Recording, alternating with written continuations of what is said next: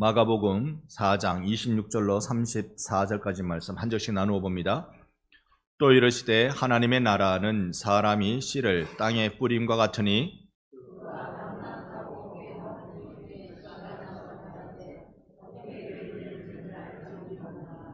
땅이 스스로 열매를 맺되 처음에는 싹이요 다음에는 이삭이요 그 다음에는 이삭의 충실한 곡식이라.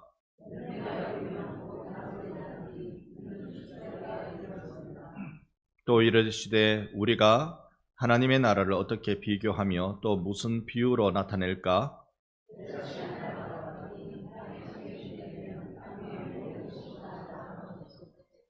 심긴 후에는 자라서 모든 풀보다 커지며 큰 가지를 내나니 공중의 새들이 그 그늘에 깃들일 만큼 되느니라.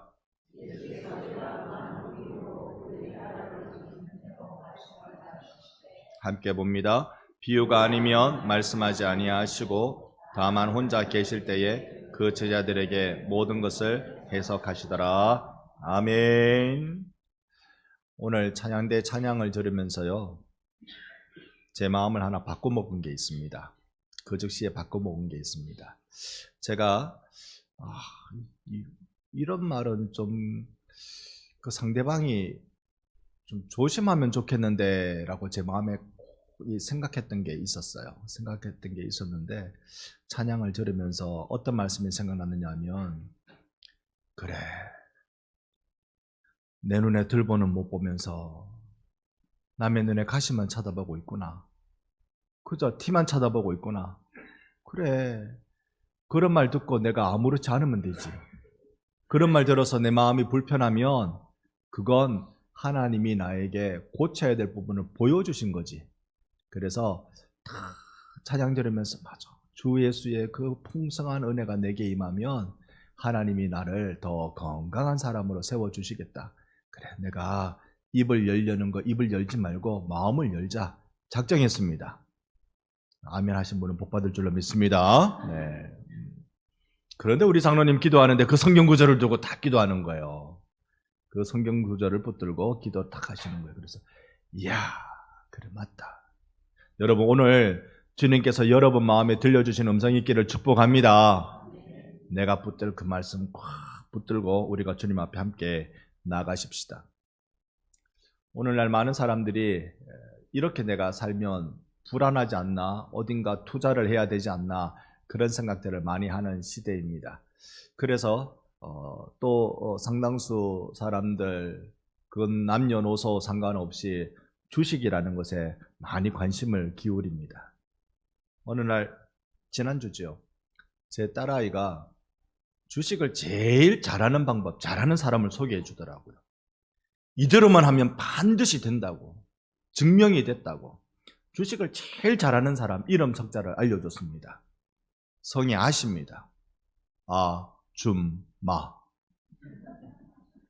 이분들의 주식 투자 방법은요, 주식을 사놓고 잊어버리고 까먹고 뭐 샀는지 모르고 그냥 놔두는 겁니다. 내가 뭐 했지? 망할 기업 아니면 시간이 지나면 무조건 돈 번다는 거예요. 시간이 지나면 무조건 돈 번다는 거예요. 망할 기업만 아니면. 이야, 이거 할 줄 모르는 사람은 한 개, 두 개 사놨다고 그 다음에 주식값이 올라난다랬나 매일 눈이 위아래로 왔다 갔다 하다가 덜썩 결정하면 손해보고 그런다는데,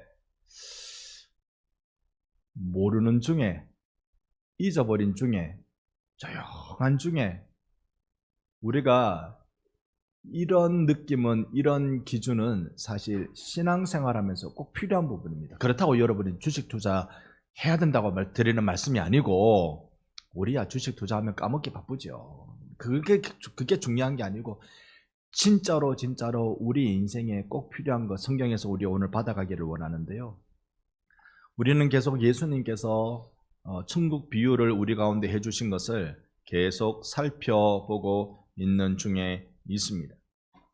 오늘 본문도 26절 말씀을 세번역 성경으로 보면 이러합니다. 제가 한번 읽어보겠습니다. 예수께서 또 말씀하셨다. 하나님의 나라는 이렇게 비유할 수 있다. 어떤 사람이 땅에 씨를 뿌려놓고. 자, 보셔요.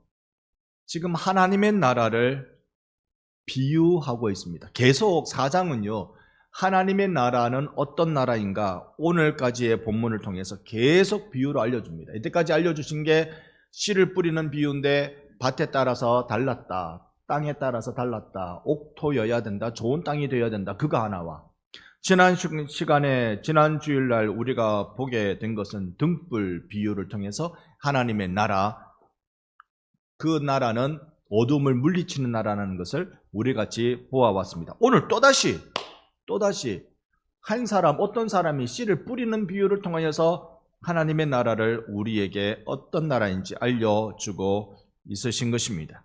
그래서 우리가 26절 본 대로 하나님의 나라는 사람이 씨를 땅에 뿌림과 같으니 라고 말씀해 주고 있습니다. 농사의 신비, 그건 어떤 것일까요? 저는 농사를 전혀 지어본 적이 없습니다만, 그러나 계절에 따라서 시간에 따라서 어떤 게 추수되고 있는지 그건 좀 압니다. 아는 비결은 장터에 가서 무슨 곡물이 나오느냐 그거 봐서 아는 게 아니라 우리 집사님들께서, 권사님들께서, 장로님들께서 어떤 곡물을 저에게 주시느냐 보고 압니다. 요즘은요, 고구마가 많이 나더라고요. 고구마. 그리고요, 쌀 추수 10월까지 한다면서요.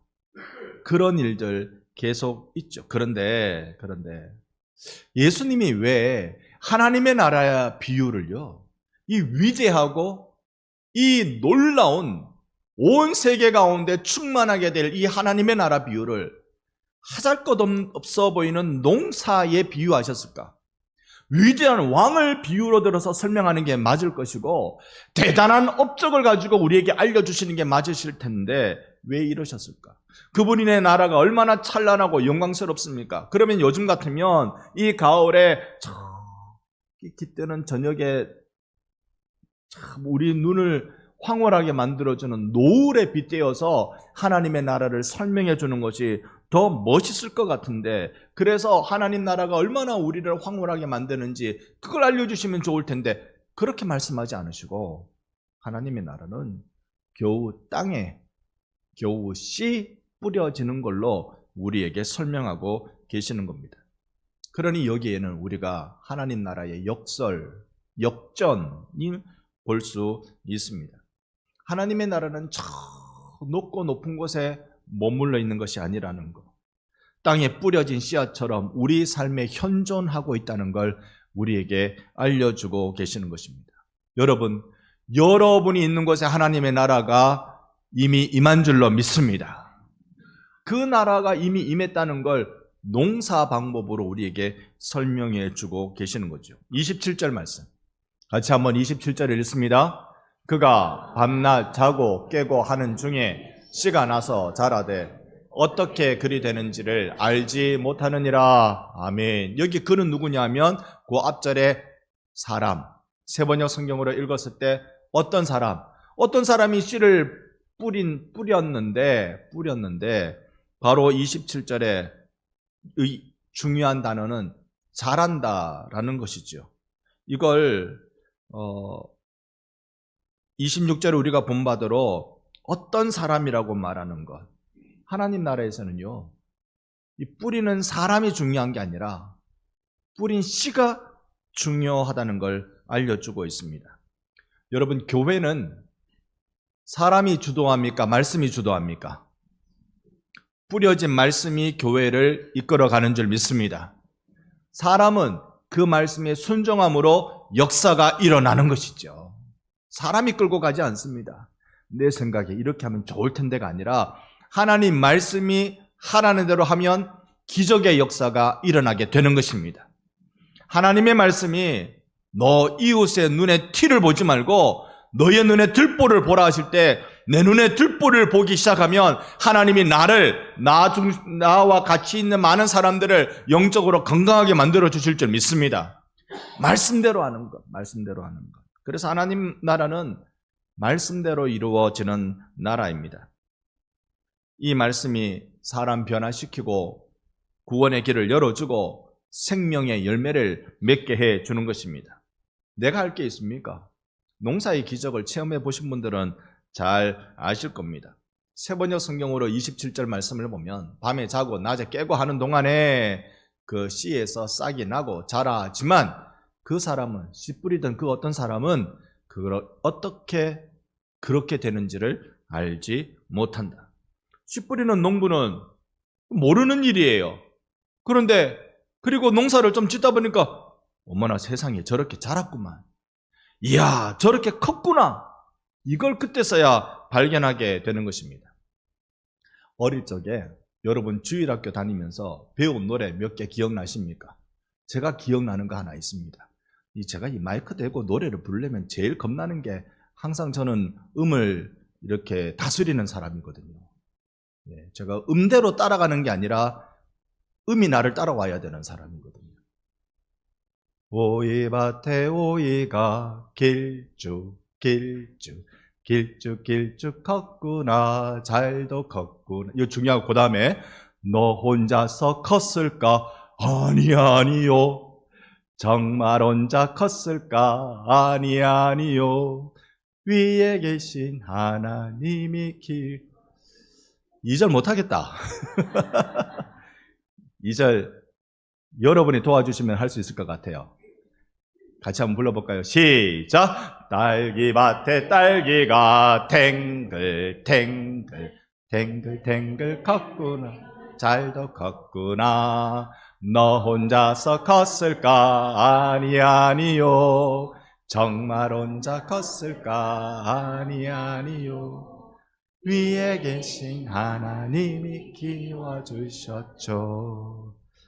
꼭 말씀드리고 싶었던 건 저절로 큰다는 겁니다. 농사 지어 보신 분들은 다 알잖아요. 내가 거름을 주고 가무면은 물대 주고 비료 주고 다 해도 그거는 이것이 자라게 하는 직접적인 원인이 되는 게 아니에요. 씨가 자라는 직접적인 원인은 그 씨가 생명을 머금고 있기 때문에 오직 그겁니다.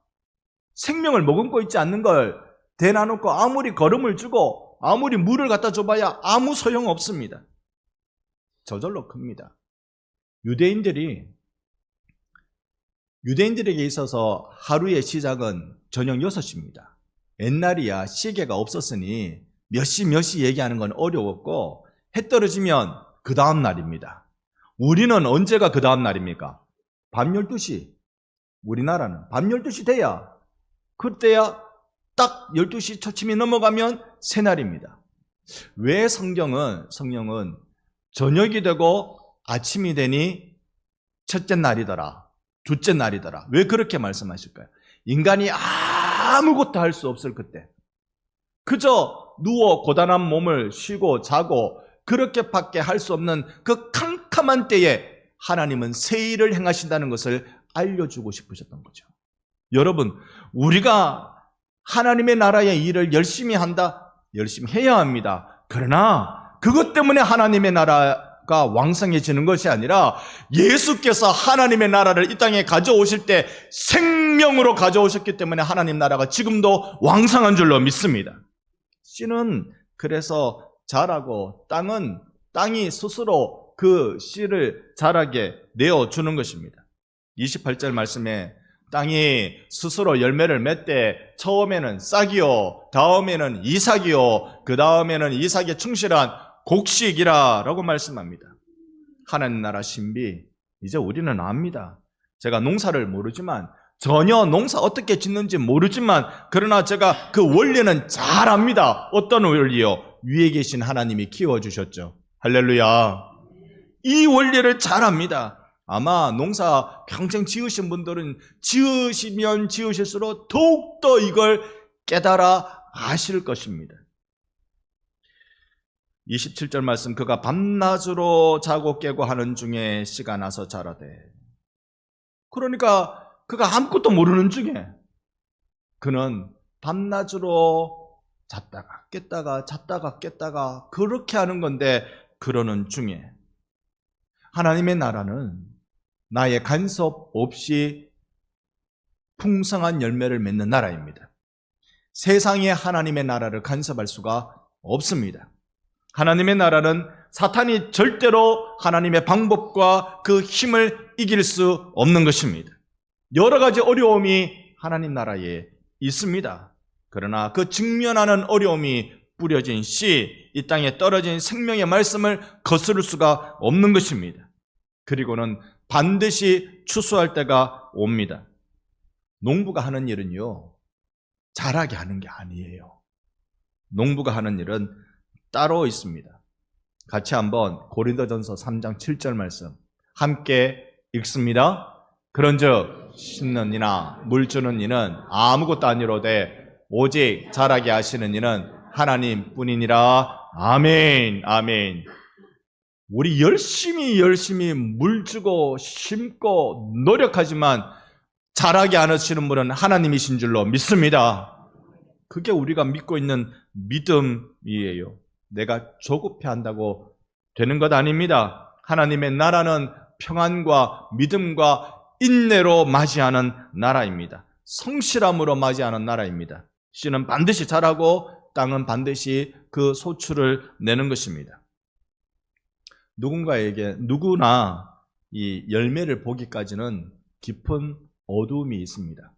그리고 이때 우리는 힘겨워합니다. 우리 인생에 어두움을 어디 한두 번 경험합니까? 매일매일 우리는 밤에 잠들 때 어둡듯이 우리 인생에 자주 어두움이 찾아옵니다. 그럴 때 여러분 평안을 연습하십시오. 샬롬을 연습하십시오. 그리고 믿음을 가지십시오. 하나님의 일하심을 믿고 성실하게 여러분 받은 바의 것을 감당해 내시기 바랍니다. 예수님의 모습을 한번 보십시오. 예수님 겨우 아기로 오셨습니다. 그저 평생 육신의 아비 요셉을 따라 목수로 사셨습니다. 어느 날 성령 받고 메시아로 일어서셨습니다만 그러나 변방의 작은 부흥에 일으키는 그러한 사람, 그저 그 시골 떠돌이 부흥사 이런 별명을 가지고 사셨던 분입니다. 그러나 예수님은 그분의 길을 가셨고 땅에 떨어진 씨로 사셨습니다. 요한복음 말씀해 보면 12장 24절에 내가 진실로 너희에게 이르노니 한 알의 밀이 땅에 떨어져 죽지 아니하면 한 알 그대로 있고 죽으면 많은 열매를 맺느니라 라고 예수님이 말씀해 주셨습니다. 근데 이건요, 예수님께 하신 말씀이라고 저는 생각해요. 이 땅에 오신 한 알의 밀알이 예수님이십니다. 그 밀알이 땅에 떨어져 어떻게 해야 된다고요? 많은 분들이 우리가 흔히 화자되는 말로 땅에 떨어져 썩어야 된다라고 말하는데 씨는 썩으면 안 됩니다. 썩어버린 씨는 생명이 없습니다. 씨는 죽어야 됩니다. 죽어야 됩니다. 이 땅에 한 알의 밀알로 오셔서 예수 그분은 죽으셨습니다. 그분의 죽으심은 이 땅에 태어나실 때 목적이었습니다. 우리를 위하여 죽기 위해 오셨습니다. 그분의 마지막 죽음은 십자가였습니다. 여러분, 예수님의 인생은요, 누가 봐도 실패한 인생입니다. 예수님이 이 땅에 오셔서 33년간 젊은 나이에 그렇게 숭고한 삶을 살다가 죽으셨다는 건 우리들의 평가고 세상의 눈으로 보면 실패한 인생이에요. 예수님의 삶은 젊은 날 세상의 제일 극형인 십자가 형벌로 죽으셨던 분입니다. 누가 사형수로 간 사람을 위대한 사람이라고 그렇게 칭송한단 말입니까? 살아있을 적 광기 어린 자기 과대망상에 빠져서 나는 메시아다, 나는 하나님의 아들이다 이렇게 외치다가 신성 모독죄로 십자가에서 처참하게 죽으신 분이 우리가 구주로 믿고 있는 예수 그분이란 말입니다. 예수님은 알고 계셨어요. 밀알은 땅에 떨어져 죽어야 많은 열매를 맺는다. 예수님은 그 말씀대로 사셨어요. 당신이 죽으심으로, 씨앗 대신 그분이 죽으심으로 싹이 나고 충실한 곡식이 되고 추수가 되는 풍성한 열매를 맺으신 것입니다. 예수는 주스를 위해 긴 밤이라는 세월을 보내셨습니다. 예수님의 직업이 뭐라고요? 목수이십니다. 왜 목수였을까? 어느 분이 집회를 마치고 질문을 받았대요. 이거는 이제 즉석에서 묻는 질문이라 바로 대답을 해야 되는 건데, 예수님 직업이 왜 목수셨습니까? 라고 묻는데, 이거 바로 어떻게 대답을 해요? 이분이 평생 자기가 묵상한 대로, 평소에 묵상한 대로 그렇게 대답을 한 거예요. 예수님이 이 땅에 오셔서 그런 위대한 일을 하시려면 영향력 있는 왕이 되든지 아니면 뛰어난 종교 지도자인 랍비 이런 사람이 되든지 그렇게 오시는 게 맞을 텐데 왜 예수님이 목수로 오셨습니까? 이럴 때 목수로 사신 예수님을 잠시 묵상하면서 이렇게 대답을 한 것입니다. 제가 잠시 그림 한 장을 보여 드리려 하는데요. 예수님이 이 땅에 오셔서 목수로 사셨던 그 모습의 그림입니다. 헌트라는 화가가 그린 그리스도의 죽음, 십자가의 죽음이라는 그림인데요.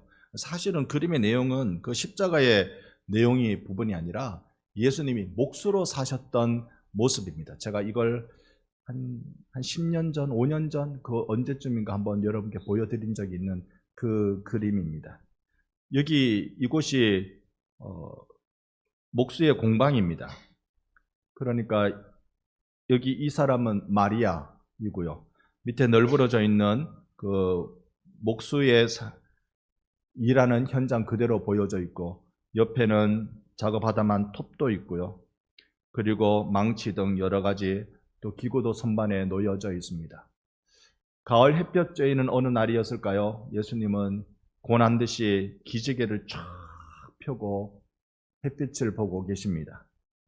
그리고 얼굴의 모습을 보면 이 황홀한 모습이랄까요?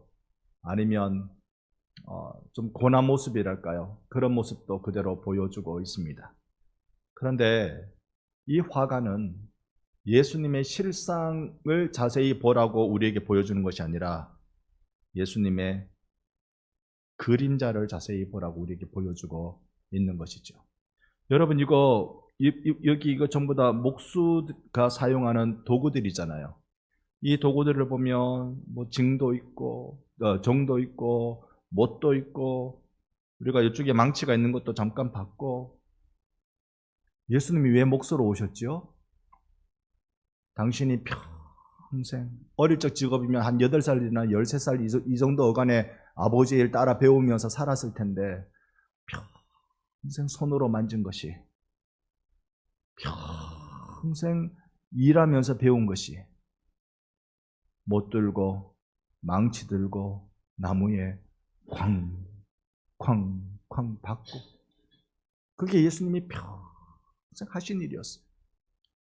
보통 사람이면 아버지 일 따라서 돈 벌려고 하는 거였는데 예수님은 이거 하시면서 뭘 생각하셨을까요? 내가 이 일을 위해 왔지. 내 구주 예수께서 하시는 말씀이 내가 이 일을 위해 왔지. 이 일이 뭔데요? 십자가에 죽으러 왔지. 내가 십자가에서 죽어야 이 험한 십자가 위에서 내가 죽어야 수많은 사람들이 구원 얻는 열매를 맺을 수가 있지.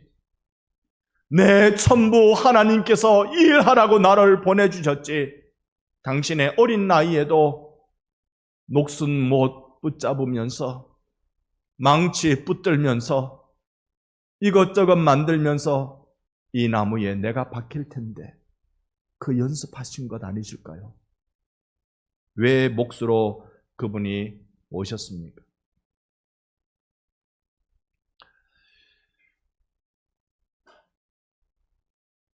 예수 죽으셨으니 많은 열매를 맺었습니다. 이게 예수님의 열매 맺는 방식입니다. 시편 84편 6절 말씀, 우리 인생에 보여주신 길이 눈물 골짜기 지날 때입니다. 열매를 맺을 때 눈물 골짜기를 지나지 않고 열매를 맺는 방법은 없습니다. 없습니다. 십자가 없이 영광이 없는 것입니다. 눈물 골짜기. 우리의 신앙의 여정은 예수 따르는 길인 줄로 믿습니다. 우리가 예수 따르는 길을 걸을 때 열매는 하나님이 맺게 해주세요. 자라게 하시는 분은 하나님이십니다. 고난의 밤이 길수록 나도 모르게 하나님이 내게 심겨주신 그 말씀으로 자라게 해주시는 것입니다. 오늘 여러분, 우리가 예수의 말씀 되심 때문에, 예수님이 내 안에 들어오심 때문에 반드시 나는 열매 맺는 인생이 될 줄로 믿습니다. 여러분 기대하십시다. 우리 고난이 심할수록요, 내가 할 수 있는 일이 전혀 없으면 없을수록 그 밤에 주님은 역사하시는 겁니다. 내가 할 것이라고 눈물밖에 없을 때 그때의 주님은 곡식이 영걸어가게 만들어주시는 것입니다. 나이 들면 들수록 신앙생활 하시는 분들은 항상 그런 생각합니다. 나 이대로 살아도 되나? 우리 옆에 분께 한번 인사합시다. 우리 이대로 살아도 됩니까? 다시 한번요. 우리 잘 삽시다. 잘 삽시다. 우리 이대로 살아도 됩니까? 여러분과 제가 다른 건 몰라도 열매 맺는 인생을 살 수 있기를 바랍니다. 우리가 맺을 열매, 그럼 어떤 것일까요? 예수님은 위대한 하나님의 나라 말씀을, 그 씨를 뿌려주셨습니다. 우리는 위대한 것, 화려한 것, 대단한 것을 맺어야 할 것이라고 생각하는데요, 그렇지 않습니다. 말씀의 열매를 맺는 것입니다. 여러분이 위대한 업적을 남기는 것이 아니라 말씀에 순종하여 열매 맺는 것이 여러분의 인생의 사명인 것입니다. 그 열매는 어떤 것입니까? 그게 성령의 열매죠. 갈라디아서 5장 22절, 23절, 나에게도 이 열매를 주옵소서 소망하며 한 목소리로 두 절을 같이 읽겠습니다. 오직 성령의 열매는 사랑과 희락과 화평과 오래 참음과 자비와 양선과 충성과 온유와 절제니 이 같은 것을 금지할 법이 없느니라. 아멘. 아멘. 여러분 성령의 열매를 많이 맺으시기를 축원합니다. 이 성령의 열매는 누가 맺는 열매예요? 성령이 맺으시는 열매입니다. 이 앞에 내가 인위적으로 하는 것은 갈라디아서 5장 앞부분을 보면 육체의 일이라고 그랬습니다. 육체의 일은요, 우리가 탐욕, 음행, 여러 욕심들, 여러 분쟁들만 만들어낼 뿐입니다. 내가 뭔가 하려는 육체의 일은 오히려 하나님 나라의 회방이 될 뿐입니다. 성령의 열매를 맺는 우리가 되기를 원합니다. 농부가 해야 할 일은 열심히 가꾸는 것밖에 없어요. 하나님은 내 안에 성령의 열매를 맺게 하시는 분이십니다. 그렇게 하려면 어떻게 해야 될까? 우리에게 요구되어지는 게 있어요. 농부가 열심히 살아야 되잖아요. 농부가 열심히 농사를 지어야 돼요. 그 방법은 무엇일까? 이어 24절 말씀입니다. 같이 읽습니다. 그리스도 예수의 사람은 육체와 함께 그 정욕과 탐심을 십자가에 못 박았느니라. 아멘. 우리가 십자가에 못 박힌 자인 줄로 믿습니다. 예수께서 못 박히신 그것을 내가 그 은혜를 그대로 받아서 내가 못 박힌 자가 되었다라는 것입니다. 하나님의 나라의 일을 할 때는요, 이걸 기억해야 됩니다. 나는 순종하는 자지 나는 일하는 자가 아니라는 겁니다. 나는 순종하는 자입니다. 새로운 것을 만들어내는 자가 아니라 새로운 일을 행하게 하시는 주님께 순종하는 자입니다. 여러분 정말로 여러분의 가정을 살리고 싶습니까? 그렇다면 말씀에 순종하십시오. 여러분 정말로 후회 없는 인생을 살고 싶습니까? 하나님의 말씀에 한 절이라도 붙들고 순종하는 자리에 나가십시다. 주님은 반드시 그 일을 통하여 우리에게 열매를 맺게 해주실 줄로 믿습니다. 이 열매는 예수의 사람들이 육체와 함께 그 정욕과 탐심을 십자가에 못 박았다는 사실을 기억하는 자에게 맺혀지는 것입니다. 한 알의 밀알로 죽으면 많은 열매를 맺게 되는 것입니다. 한번 받아해 주시기 바랍니다. 나는 죽고 예수로 살자. 나는 죽었고 예수로 삽니다.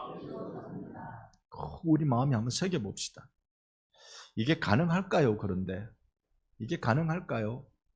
나라는 존재를 통하여 과연 이런 일이 일어날까요?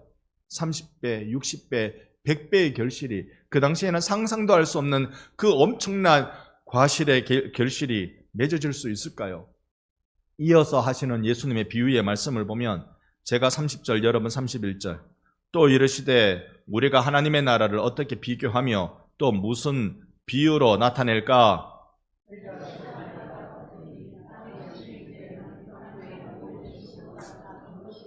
32절 함께 봅니다. 심긴 후에는 자라서 모든 풀보다 커지며 큰 가지를 내나니 공중의 새들이 그늘에 깃들일 만큼 되느니라. 아멘.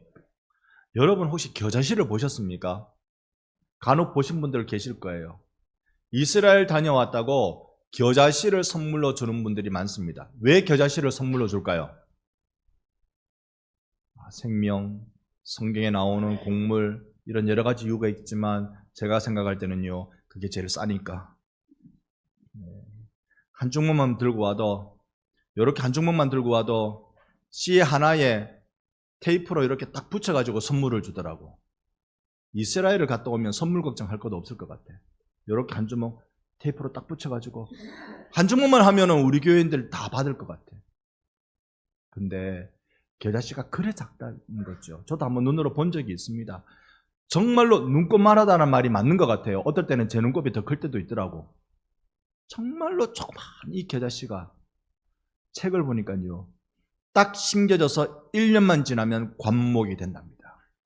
제법 큰 가지를 내어서요, 새가 거기에 깃들일 만큼 된대요. 겨우 1년 만에. 순식간에 자라요. 그 안에 생명이 있으니까 금방금방 자라납니다. 하나님 나라 모습은 우리가 보기에는 미비하고 모자라고 오해도 하고 때로는 핍박도 받고, 그런데 반드시 그 결과는 창대하게 될 것입니다. 왜요? 위에 계신 하나님이 키워주시니까요. 오이밭에 오이, 딸기밭에 딸기, 그냥 되어지지 않고 하나님이 자라게 해주시니 되는 것입니다. 그러니 우리 은혜를 받읍시다. 그 열매가 반드시 맺어짐을 믿고 그날이 다가오면 오는 것을 보면 볼수록 더 은혜를 받읍시다. 은혜라는 말이요, 구약에 사용된 은혜라는 말은 여러 단어를 씁니다만 한 단어 헨이라는 단어는요, 이 단어의 원래의 뜻이 상대방을 기쁘게 하다라는 뜻입니다. 근데 은혜라는 말은 신학적으로 풀면 값없이 주는 호의라는 말이거든요. 두 개가 잘 안 맞잖아요. 기쁘게 하다 하고 값없이 뭔가를 준다 하고. 그런데 곰곰이 생각해 보면 이게 통합니다. 여러분, 누구를 여러분 기쁘게 해주고 싶으세요? 내 사랑하는 사람, 내 가까이 있는 사람 기쁘게 해주고 싶은 거잖아요. 우리가 그 옛날 잃어버렸던 감정일까요? 옛날에 연애할 때를 한번 생각해 보세요. 아내를, 남편을 처음 만날 때 생각해 보세요. 지금 생각하면 아닐 수도 있지만 처음 만날 때 한번 생각해 보세요.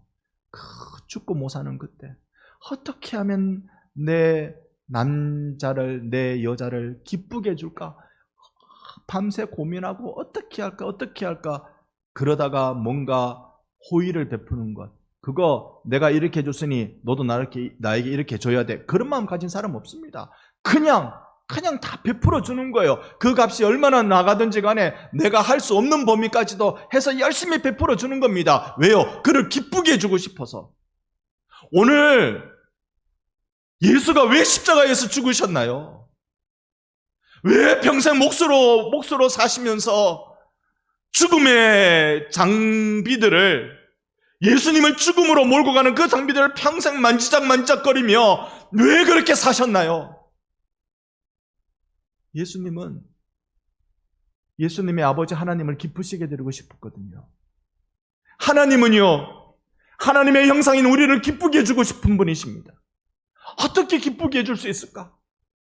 이 잃어버린 나의 백성들을 어떻게 기쁘게 해줄 수 있을까? 방법이 하나밖에 없다. 예수의 어깨에 십자가를 올려놓고 예수를 죽여 우리를 살리는 것이 하나님이 우리를 기쁘게 해주시는 유일한 방법이셨어요. 그래서 예수 죽여 우리를 살리신 것입니다. 오늘 교회는 예수밖에 자랑할 게 없습니다. 예수밖에 감사할 게 없습니다. 로마서 14장 18절 말씀에 이로써 그리스도를 섬기는 자는 하나님을 기쁘시게 하나니 사람에게도 칭찬을 받느니라. 여러분, 하나님을 이제 기쁘시게 드리는 여러분 되시기를 축복합니다.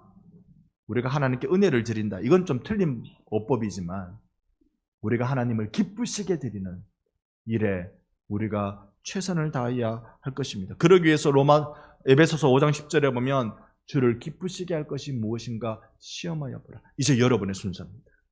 이제 우리의 순서라고요. 무엇이 하나님을 기쁘시게 드리는 것인가? 열매는 순식간에 맺어지는 거 아닙니다. 밤의 시간을 통과해야 돼요. 하나님만 일하시는 시간을 통과해야 합니다. 모든 인생의 여정이 다 지나가야 추수합니다. 추수하고 나면 그 곡물은 이제 베어서 알맹이는 곳간에 넣고 다른 것은 내년 농사를 위해 거름으로 또는 겨울을 나기 위한 방법으로 사용되어지는 것이죠.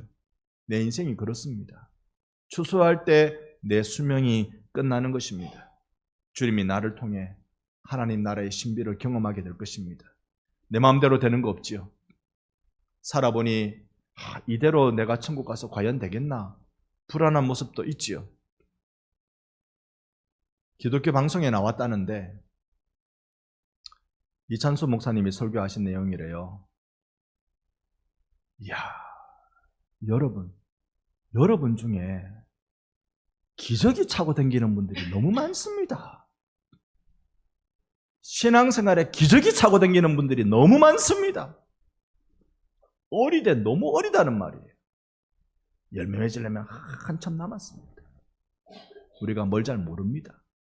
그러나 분명한 건 이렇게 느린 하나님은 포기하지 않으시고 이런 날을 포기하지 않으시고 반드시 열매 맺는 자리로 우리를 이끌어 주십니다. 인내로 맞이하십시오. 여러분, 어두운 터널을 눈물로 지나가십시오. 그때 하나님이 나에게 인생의 큰 기적을 주실 것입니다. 우리 교회도 역시 그렇습니다. 코로나 이후에 잘 된다는 이야기 들어본 적 없습니다. IMF 이후에 나아졌다는 이야기 한 번도 들어본 적 없습니다. 앞으로도 계속 안 된다는 이야기 많이 나올 겁니다. 그래도 하나님은 하나님의 나라를 반성교회를 통해 크게 이루어 가실 것입니다. 주의 나라를 함께 기대하며 우리 이곳에 생명샘 솟아나 찬양하며 간구하는 시간 갖겠습니다. 찬양하며